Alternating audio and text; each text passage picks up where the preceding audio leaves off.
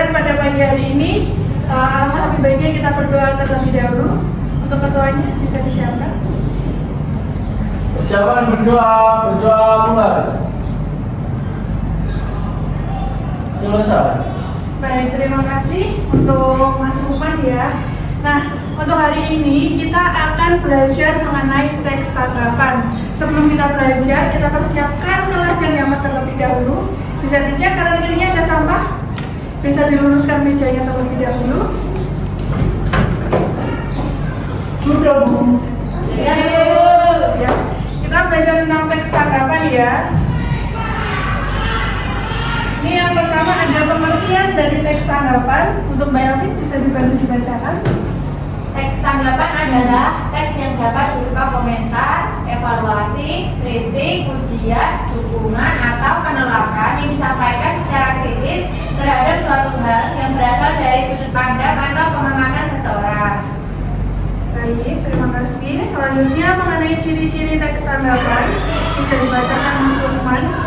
Ciri-ciri teks tanggapan ada 3. Yang pertama, isi bersifat objektif, yaitu berdasarkan fakta dan data. Yang kedua, memiliki kaidah bahasa tersendiri agar disampaikan secara jelas dan logis serta sopan. Yang ketiga, memiliki struktur teks yang terdiri dari evaluasi, deskripsi, dan juga penegasan materi. Oke, selanjutnya kita belajar tentang struktur teks tanggapan. Untuk struktur teks tanggapan ini ada 3 ya. Yang pertama ada evaluasi. Struktur ini berisi pernyataan umum mengenai apa yang akan disampaikan dalam teks. Yang kedua ada deskripsi. Dalam struktur ini disampaikan informasi mengenai data dan pendapat yang mendukung. Dan yang terakhir itu ada penegasan ulang. Struktur ini berisi tentang penegasan ulang terhadap apa yang telah dilakukan atau diputuskan. Selanjutnya ciri kebahasaannya. Ini nanti ada 4. Yang 2 bisa dibacakan terlebih dahulu. Mbak Iqma. Ciri kebahasaan yang pertama, kalimat yang biasa digunakan adalah kalimat kompleks. Artinya terdiri dari 2 kata. Bahwa, yaitu, yakni, atau, dan, tetapi, sehingga, bahkan, melainkan, dan seperti. Baik. Untuk ciri yang selanjutnya bisa dibacakan Mbak Fitria. Yang ketiga, menggunakan pilihan kata. Tujuan dari pemilihan kata ini agar bisa memilih kata yang tepat untuk digunakan dalam teks tanggapan. Yang keempat, menggunakan rujukan atau referensi. Biasanya digunakan sebagai penguat argumen karena teks tanggapan kritis memang harus membutuhkan bukti. Contohnya, kata rujukan antara lain itu ini, di sana, di sini, mereka, dan dia. Baik, terima kasih. Selanjutnya ada jenis dari teks tanggapan. Yang pertama itu ada pujian. Teks ini biasanya digunakan saat memuji atau mengapresiasi sesuatu. Biasanya berisi kalimat positif. Yang kedua ada kritikan. Jenis teks ini akan menyampaikan suatu kritikan yang biasanya menggunakan kata-kata negatif, tetapi bersifat membangun, jadi tidak hanya menjatuhkan saja. Selanjutnya tentang fungsi teks tanggapan, bisa dibacakan salah satu? Ya, Fungsi teks tanggapan. Teks ini memiliki beberapa fungsi, yaitu yang pertama, memberikan masukan yang membangun terhadap suatu hal agar bisa lebih baik lagi. Sebenarnya sebagai wadah komunikasi antar sesama penanggap agar dapat berdialog melalui sebuah konteks, deskripsi, dan penilaian terhadap suatu hal. Kemudian dapat mengapresiasi sebuah karya atau kebijakan atau objek dengan memperhatikan setiap detail sejelas mungkin. baik, selanjutnya ini ada langkah-langkah menulis teks tanggapan. Anak-anak, kemarin kan kita sudah mengisi kuisis. Nah, dari hasil kuisis tersebut, Ibu sudah mengelompokkan kalian. Nah, ini nanti ada beberapa kelompok. Yang pertama ada kelompoknya Mas Lukman, anggotanya Mas Lukman dengan Mbak Iqma. Yang kedua ada kelompoknya Mbak Elvin, anggotanya Mbak Elvin dan Mbak Fitria. Nah, ini nanti kita akan membuat tanggapan. Ibu sudah memberikan link di grup kelas. Itu ada template dari Canva, silahkan digunakan. Kalian boleh membuat infografis, mind mapping ataupun yang lainnya. Nanti kita isi dengan struktur teks tanggapan. Tadi strukturnya ada 3 apa aja? Evaluasi ya, 2 deskripsi ya, yang ketiga penegasan ulang. Betul sekali. Nah, sebelumnya tentang materi ini ada yang ingin ditanyakan? Tidak. Oke, silahkan bisa berkelompok terlebih dahulu.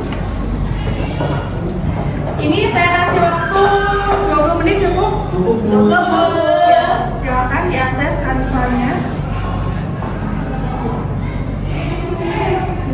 Masih bro.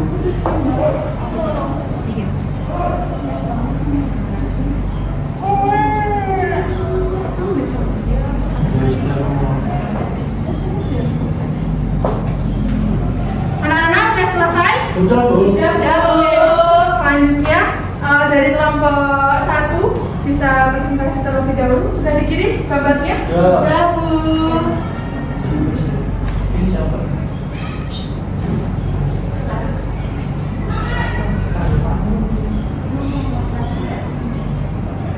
Silahkan dari kelompok 1 masuk ke depan ya. Ya, Bu.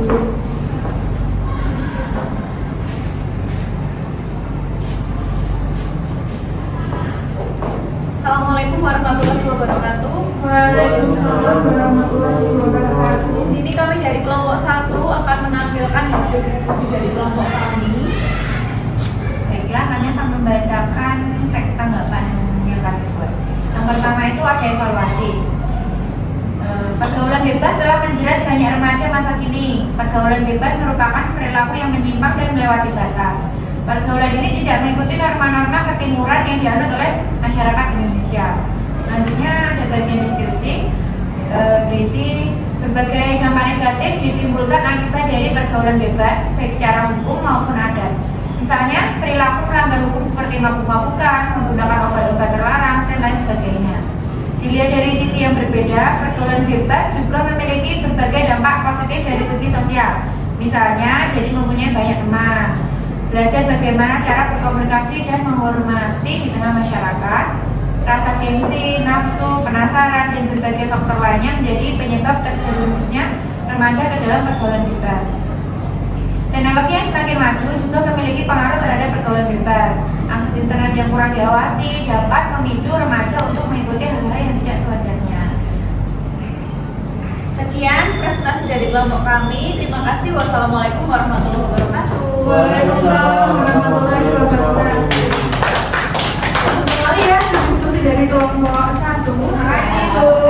Sama-sama. Selanjutnya ini untuk kelompok 2. Silakan bisa maju ke depan.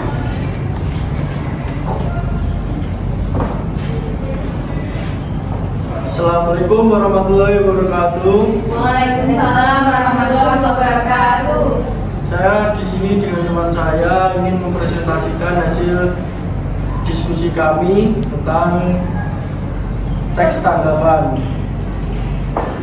Kami menanggapi teks tanggapan berupa internet pada pandemi yang digunakan saat pembelajaran. Yang pertama yaitu evaluasi, bagian evaluasi.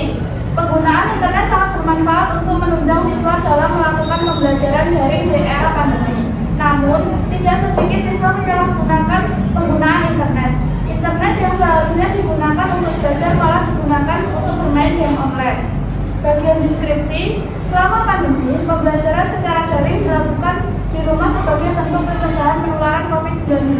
Namun, nyatanya hal tersebut justru kurang efektif karena siswa seringkali tidak bisa konsentrasi.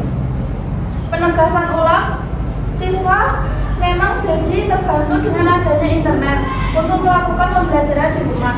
Namun, banyak yang menyalahgunakan penggunaan internet untuk pembelajaran. Sebaiknya orang tua meningkatkan pengawasan kepada anak ketika sedang menggunakan internet untuk belajar di rumah.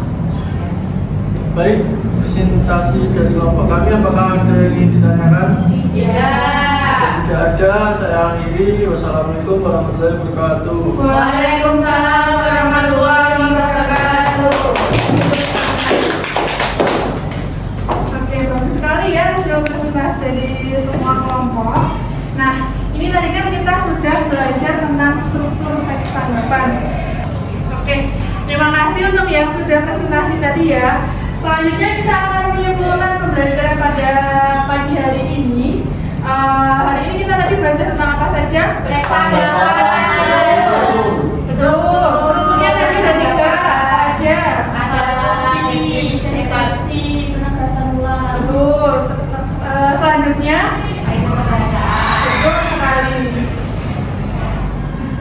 Jenis Jenis, langkah-langkah. Nah, ini Ibu sudah mengirimkan link Word wall di WhatsApp group, bisa dicek di handphonenya.